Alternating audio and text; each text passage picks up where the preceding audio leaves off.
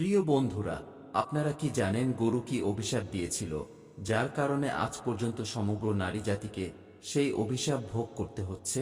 এতদিন যা এড়ানো যায়নি। কি ছিল সেই অভিশাপ? আসুন একটা প্রাচীন গল্পের মাধ্যমে তার উত্তর জানি। এক সময় এর কথা, যখন ভগবান শ্রীকৃষ্ণ রাজসিংহাসনে বসেছিলেন।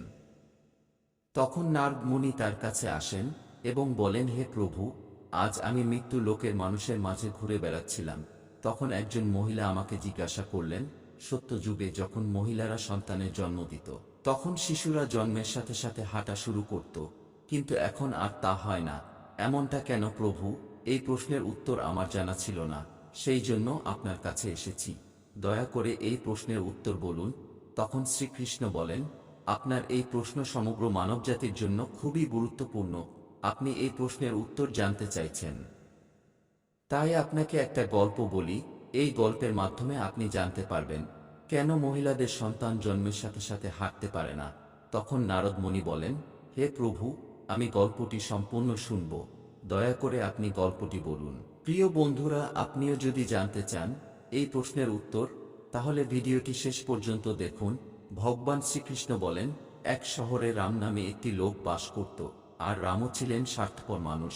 রামর একটা গাভী ছিল, সে দুধ দিত, আর রামও সেই গাভীকে বেশি করে সবুজ চারণ খাওয়াতো, দুধ দহন করত, নিজেও খেতেন এবং তার পরিবারের সদস্যদেরও খাওয়াতো এবং বিক্রিও করত।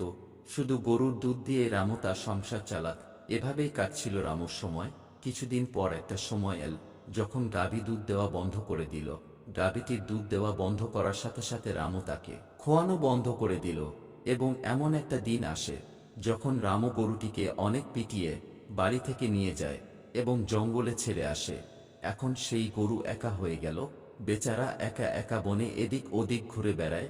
এভাবে ঘুরতে ঘুরতে একদিন সে পৌঁছে যায় জঙ্গলের একটি মন্দিরের কাছে এবং সে ঈশ্বরের কাছে প্রার্থনা করে বলে, হে ভগবান, আমি আপনার কাছে মিনতি করি, আপনি আমাদেরকে গরুর জন্ম দিয়ে কেন এমন অন্যায় করছে?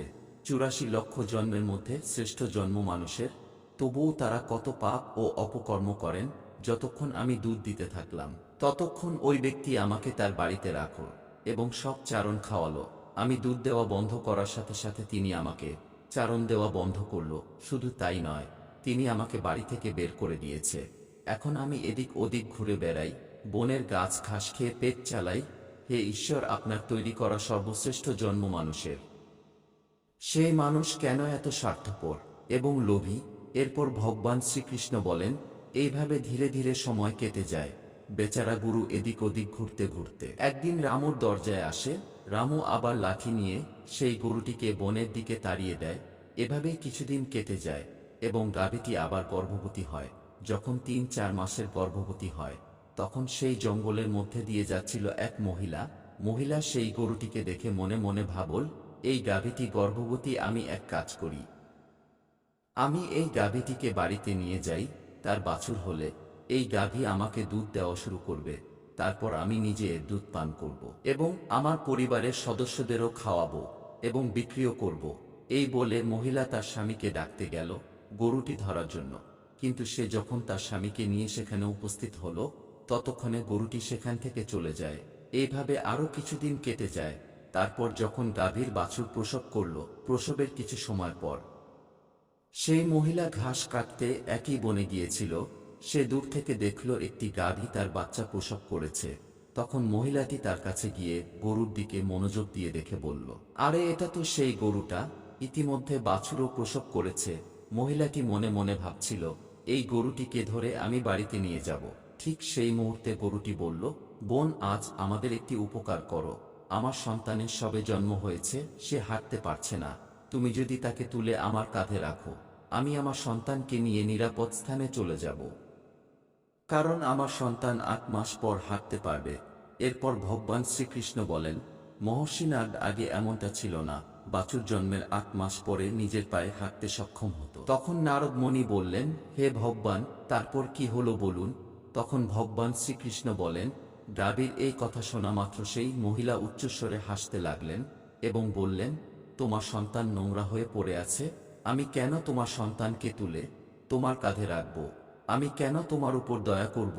এই বলে সেই মহিলা গরুকে নিয়ে মজা করতে করতে সেখান থেকে চলে যায়। সেই সময় গরুটি ছিল নিরুপায়, সে তার সন্তানকে তুলতে পারেনি।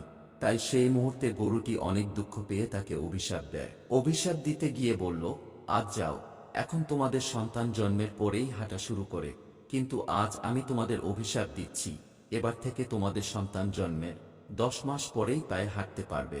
আর আমার সন্তান যে আজ হাঁটতে পারছে না, আজকের পর জন্মের সাথে সাথে সে তার পায়ে হাঁটতে পারবে।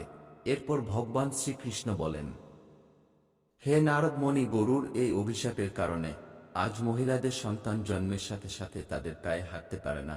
সত্যযুগের সুখদেব জন্মের পরপরই নিজের পায়ে হাঁটা শুরু করেছিলেন, আর বেদব্যাস জন্মের পরই নিজেই পায়ে হাঁটা শুরু করেছিল।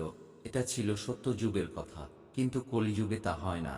কলিযুগে জন্মের পরে শিশু নিজের পায়ে হাঁটতে কমপক্ষে 9 থেকে 10 মাস সময় লাগে। এর কারণ হলো গরু সমগ্র স্ত্রী জাতিকে অভিশাপ দিয়েছিল। সেই দিন থেকে এই সমস্ত মহিলারা সন্তান জন্মের সাথে সাথে হাঁটতে পারার প্রক্রিয়া থেমে যায়। গরুর অভিশাপের কারণে সমস্ত প্রাণীর বাচ্চারাই কয়েকদিনের মধ্যেই হাঁটতে শুরু করে, কিন্তু একমাত্র মানুষের সন্তানরাই হাঁটতে পারে না।